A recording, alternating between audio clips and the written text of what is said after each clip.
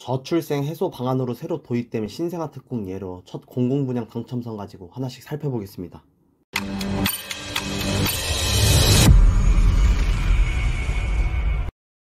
안녕하세요, 힐러입니다. 청약제도 개편 가운데 신생아 특공이 추가되었는데요. 궁금하시면 위 영상 참고하시길 바랍니다. 새로 도입된 신생아 특공의 공공분양 사례가 있었는데요.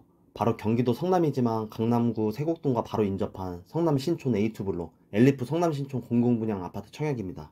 첫 당첨자 기준 모두 최소 자녀수가 2명이었는데요. 신혼부부 특공에서는 이례적으로 1자녀 가구도 당첨된 사례가 나왔습니다. 기존 신혼부부 특공 수요자가 대거 신생아 특공으로 넘어가 청약한 것으로 보입니다.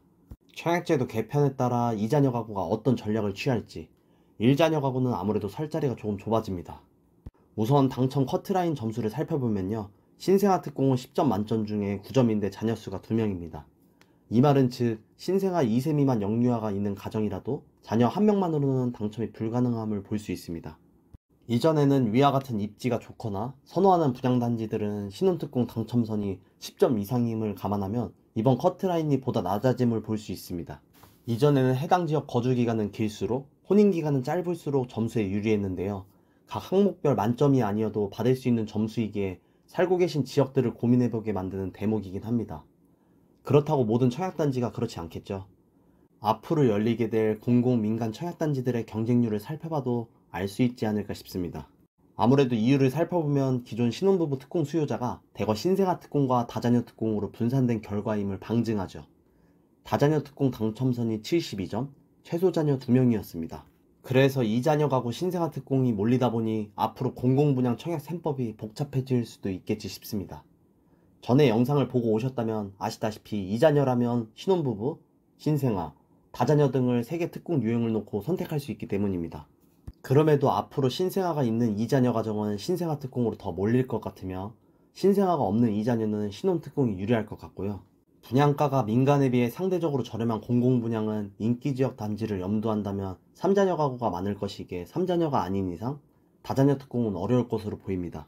지역의 예로 보면 청약은 거의 끝났지만 경기도 과천의 지정타나 경기도 성남 수정구 일부 등을 말씀드릴 수 있겠네요. 그리고 택지개발지구인 2기 신도시 기준으로 인천 검단, 파주 운정, 평택 고덕에서 향후에 나오는 분양단지들이 기존 입주한 곳보다 보통은 입지가 떨어지기에 덜할 수밖에 없습니다. 그럼에도 분양가 상한제, 그 지역의 소득, 그 밖의 고려 요소 등을 분석하는 건 다른 영상에서 보다 자세히 다뤄보겠습니다.